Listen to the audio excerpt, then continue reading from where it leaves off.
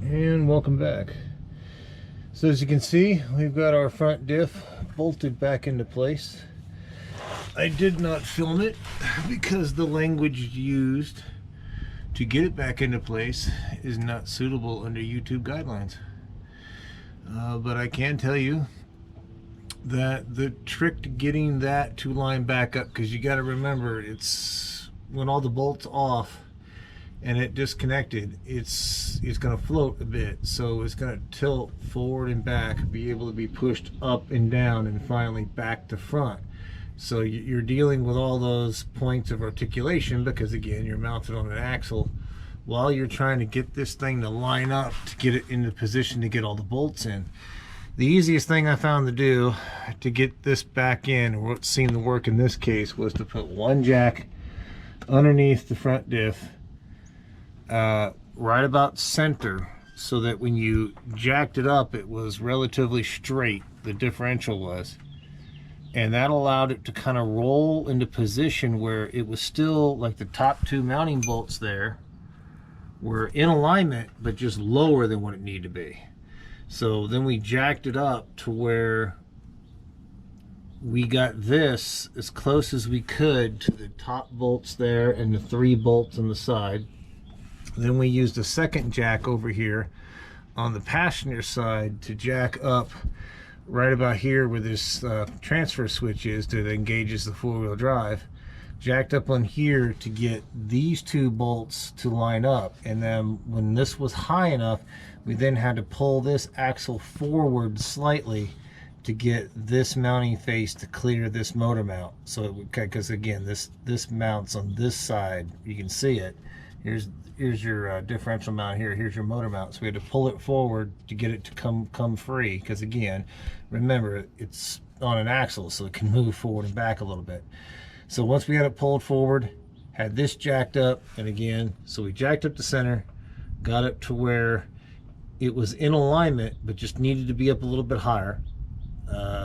Stopped at that point, came over here, jacked this end up to where we had these in alignment. Once these were in alignment and we knew we had this end high enough, then what we noticed is, by default, by pushing up on this passenger side, it pushed up on the differential enough to get the 3 bolts you see there that come through the side lined up, or up high enough where you could potentially get a bolt in. And then when it was up high enough, just basically took my hand, pushed up on the flange end of the differential to get it to kick up at an angle, and that finally got those 3 bolts on top to kind of line up to where we could get the thread started in all 3. Once we had the thread started there, we came back over here, and you can actually, as long as you don't have the radiator installed, you can look up through here like we did when we took the bolts out, and you can line up this hole with the hole in the motor mount. Once we had that, we got it started by a couple threads, put a ratchet on it. Again, just make sure that you don't cross thread it. Got a ratchet on it, put about 7 to 10 turns in it, make sure it was good and threaded in the motor mount. And then we did the 2 troublesome ones, which were, again, remember when we deinstalled this or dismounted it, it's the ones that are in between. You can see where my finger's at. There's the front one there. The ones that are in between the oil pan and the diff. And this is the one where the bolts are long enough. I mean, they're not too long. You can sneak them in there. It is a bit of a fight. But you do need an 18mm ratcheting wrench in order to get on that to tighten those up.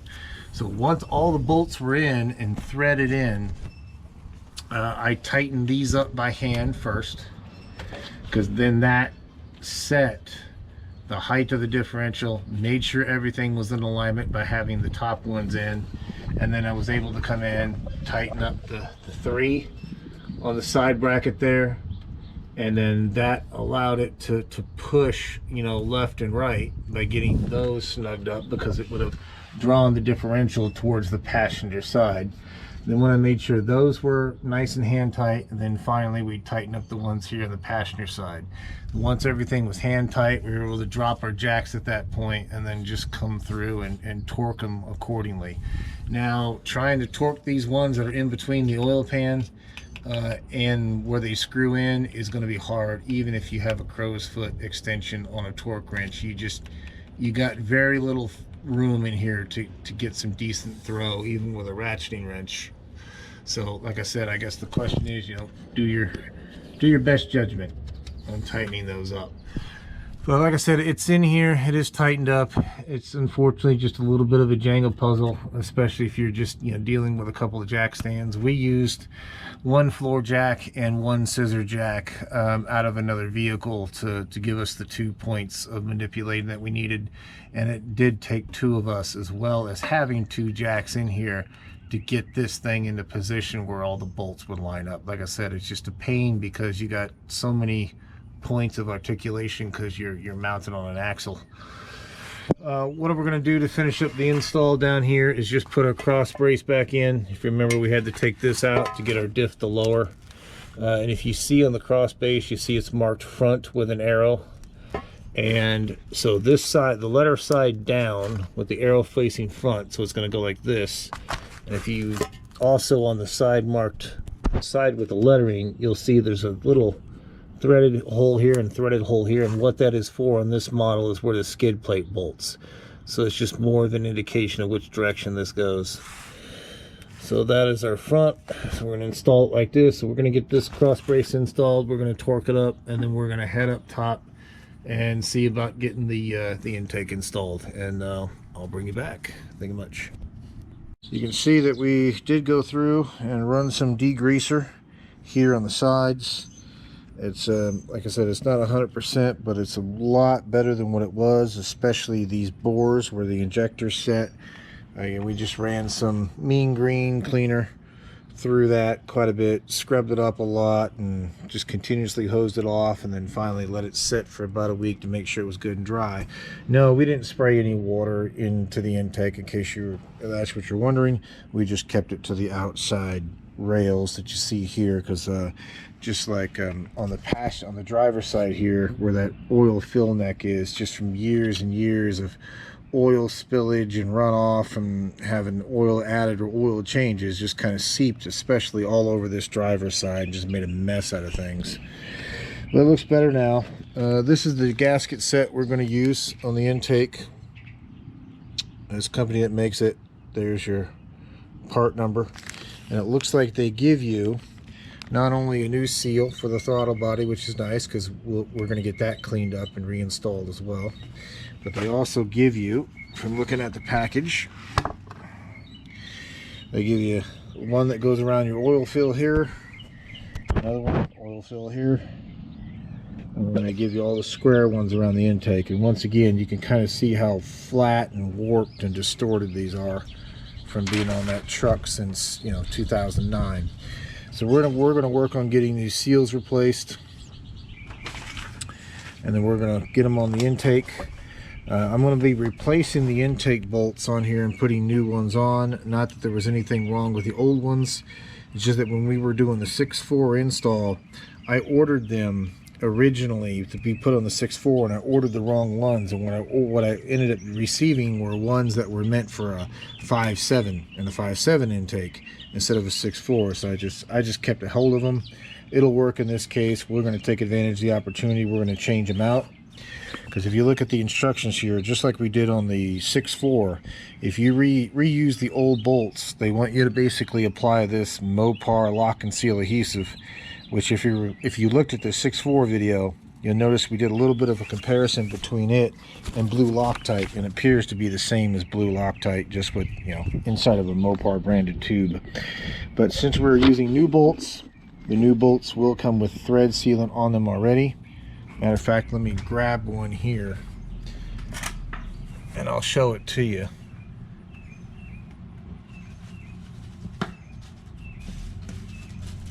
There we go. So there's the part number for the intake bolt, and you can see some orange dried, looks to be residue adhesive, whatever they call it, but those threads are already treated with I'm assuming that is Mopar's version of some type of thread locker. So we're gonna get these installed. and then we're going to bring you back. Thank you much. And welcome back. So you can see that we've got our new seals installed, and just kind of showing you a side picture of that. You can see how much taller the new seal sets above that surface. So we've got our, what the book calls this peanut looking one, a PCV seal. So you've got one there on that side, another one there on that side, and the rest are just your squares for your intakes. And of course this is the carnage here. This is the old seals. I mean, they're still a little bit pliable, but you know, you can see that edge there is kind of just mashed flat. And again, it's just from years of being in use. So we went ahead and reinstalled our, what they call our short runner. I know it's an SRV. They call it as an SRV. Yeah, short runner valve servo is here in the back. So we got to make sure that we make that electrical connection. Also reinstalled our map sensor, because we did remove this when we were cleaning up the sides of this and kind of degreasing it. So now that we've got that done, we've got our new bolts started in our intake. We've got our paper towels removed from the intakes on our heads.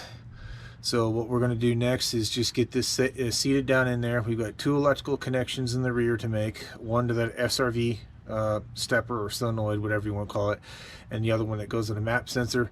So and that gray connector you see right there slides on to a clip on that same side right there, that intake. So we got to make sure that we'll get that one squared away, and then we'll get everything torqued up. And to show you that torque sequence, there we go. And if you look, it looks like it wants those bolts torqued to 9 foot-pounds. So with that being said, we're gonna work on getting this intake installed, and then we'll bring you back when it's done. Thank you much. And welcome back. So you can see we got our intake manifold installed, bolted down per specs, and torqued. Did 2 rounds on a torque wrench per normal, just to verify our torque. The SRV solenoid in the back was plugged in. Our extra wiring harness you can see there on the corner, clipped back into place. We also went ahead and just put our new seal on for our throttle body, so it's there when we're ready to install. What we're going to do next is go ahead and get the valve covers on both sides, just to help seal this engine up a little bit, so you know, no debris drops down where it's not supposed to. But before we do that, and I've already done this on the driver's side here, we've got our oiling can that you can see there, which is some fresh engine oil, and we're going to thoroughly just saturate everything inside these valve covers before we put them on. That way, you know, again, just fighting this starting up dry, or at least minimizing it as much as we can. So with that being said, we're going to go ahead and take care of that, and I'll bring you back. But before I go, that is the gasket set for the valve covers, and what you get is the perimeter of the valve cover seal that we have to remove here, and you also get the peanuts, the little seals that go inside the top of the spark plug wells. So we're going to work on getting these nice new blue gaskets in here, and then we'll bring you back. Thank you much. And welcome back. A little bit of an update. I'm not going to say what you should or shouldn't do, but I will not be buying this particular gasket set for valve covers for a Hemi again, unless they do some serious redesigns of this. Overall fitment, they fit fine, but however, the part of the gasket that pushes down inside the channel of the valve cover was horrible. It didn't bite, it didn't seat. Normally when you push these in place, you can kind of feel them sit in place and grip, and that didn't happen. Literally, I could put the seals in the valve cover, turn it over, and this main seal would fall off. And happen to fight around the obstructions that you see here makes it extremely difficult to try to get that valve cover in without jarring the seal and having the seal fall off. So again, overall fitment and cut, it was cut fine. It's just the nubs they were using to get it to bite in the channel, it wasn't there. So what we ended up doing was I checked my stash, and found that I actually ordered a spare set of valve cover gasket and the spark plug tube seals when we were building the 6.4. So I robbed the valve cover seals out of an upper engine kit for a 6.4 because it's the same valve cover. But when you're putting these in, you'll notice the difference. They're actually cut slightly longer than they need to be, so you kind of have to forcibly squish them into place, and they bite really well, to the point that you can now take this particular valve cover here and literally do that with it, and that seal is not going to go anywhere. Versus the again, these, you could turn them upside down, gently tap the valve cover, and the seal would just completely fall out. So that's what we've done here, because again, you'll notice that these are now black in color and not orange. So we're going to work on getting these valve covers installed, and I'll bring you back. Thank you much. And welcome back. You can see we got our valve covers installed, our nice orange set of valve covers.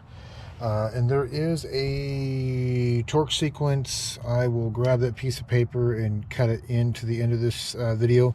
But just keep in mind that there is no torque value on these, because these are designed, they'll only go in and tighten up and then they'll stop. They won't let you tighten them any further.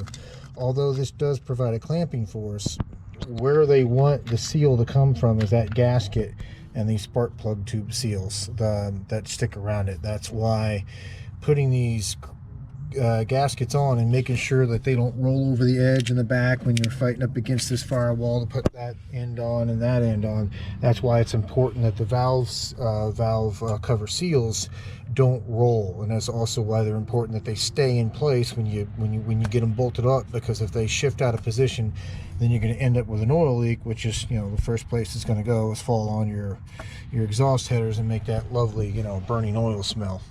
But as you can see, we've got it installed. You know, like you saw earlier, we've got our intake installed at this point, and we also have our front differential rebolted back in place where it goes. So we're running out of daylight. We're going to cut it at a video at this point. And while I got you on the camera, just you can see this, because I just now noticed this. This is our map sensor.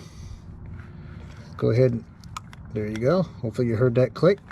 Just remember it while we got it that way. So good. So we've got all our electrical connections done to our intake at this point, and like I said, we're running out of daylight, so we'll go ahead and cut it in the video at this point. And I usually like to save this to the end of the video, but if you haven't subscribed already, please consider to do so, especially if you found the information useful. It'll help us continue to grow the channel. We're still knocking on that door of trying to get that first milestone of 1,000 users, and the goal is to get to that 1,000 users right at the end of the year, hopefully, you know, before the end of the year. But there you go. The next time when we bring you back, we're going to start putting the accessories back on the front of the motor, which is going to be the water pump, alternator, power steering, you know, front crank pulley, and I'll show you a trick for doing that. We actually have a tool that's meant to install that, but I usually only use that tool installed a little bit, and then I'll show you that you can actually just use the normal crank bolt to finish driving it on. But and then we'll get our throttle body cleaned up, get that on, and again, just continue to progress and getting this motor reassembled. And as you can see, it's starting to turn back into a motor again. But with that being said, I'll let you go, and thank you much. Bye. Sorry, real quick, I said I wanted to show that to you. That is your tightening sequence for those valve covers. And with that being said, I'll catch you on the next one. Thank you much. Bye.